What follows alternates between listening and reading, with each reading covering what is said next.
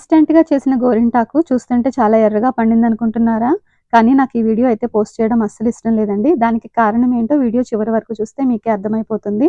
అయితే ఇది ఎలా ప్రిపేర్ చేశాను అంటే, ఒక సాస్ పాన్‌లో టీ పొడి, అలాగే కొంచెం సోంపు, 6-7 లవంగాలు, ఇంకా కొంచెం చింతపండు పోసి, తర్వాత ఒక పెద్ద గ్లాస్ నిండా వాటర్ కూడా వేసేసి, ఆ 1 గ్లాస్ వాటర్ కూడా హాఫ్ గ్లాస్ అయ్యేంత వరకు మరిగించుకోవాలి.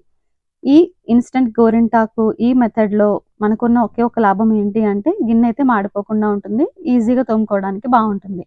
సో, అదొక్క రీజన్ వల్లే నేను ఇన్‌స్టంట్‌గా చేద్దామని ట్రై చేశాను. ఈ వాటర్ ఏదైతే మనం మరిగించుకున్నామో ఇది చల్లారిన తర్వాత మనం ఫిల్టర్ చేసేసుకోవాలి. ఇందులోకి మామూలు కుంకుమ కాకుండా ఎర్రటి కుంకాన్ని యూజ్ చేసుకోవాలి. మామూలు కుంకుమ గనక యూజ్ చేస్తే అది నల్లగా అయిపోతుంది. సో, ఎర్రని కుంకుమ ఏదైతే ఉంటుందో దాన్ని మాత్రమే యూజ్ చేయాలి. ఈ వాటర్‌లో ఆ కుంకుమని వేసుకొని ఒక పేస్ట్ లాగా మిక్స్ చేసుకొని, మీకు నచ్చిన డిజైన్‌ని చేతికి పెట్టుకొని ఒక 10 నిమిషాలు ఉంచుకుంటే చాలు, ఎర్రగా పండిపోతుంది. ఎలాగో ఆషాఢ మాసం కదా! మాకైతే యూఎస్‌లో గోరింటాకు అనేది దొరకదు.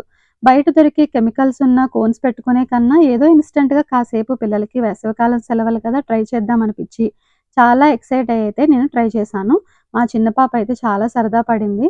బాగానే పెట్టించుకుంది. పెట్టించుకుని 10 నిమిషాలు కాకుండానే కడిగేసుకుంది. బట్ ఫైనల్‌గా రిజల్ట్ అయితే నాకంత సాటిస్ఫాక్షనరీగా అనిపించలేదండి. Trust me. ఒక్క 10 నిమిషాల తర్వాత అది కలర్ వచ్చినప్పటికీ కూడా నేనైతే కనీసం 2 రోజులైనా ఉంటుందనుకున్నాను. 2 రోజులు కాదు కదా! ఒక్క పూట కూడా లేదు. కానీ పిల్లల కోసం ఒక యాక్టివిటీ లాగా ఏదో సరదాగా ట్రై చేయాలనుకుంటే మాత్రం ట్రై చేయండి. నేచురల్‌గా కొంచెం టైమ్ పాస్ కోసం అయితే వాళ్ళకొక యాక్టివిటీ లాగైతే చేయండి గానీ, సీరియస్‌గా తీసుకొని చెయ్యయితే ఎర్రగా పండుతుంది, 4, 5 రోజులుంటుందని మాత్రం ట్రై చేయకండి.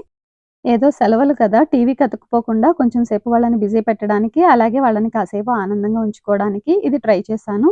హోప్ నా ఫీడ్‌బ్యాక్ మీకు నచ్చిందనుకుంటున్నాను. Thank you so much for watching.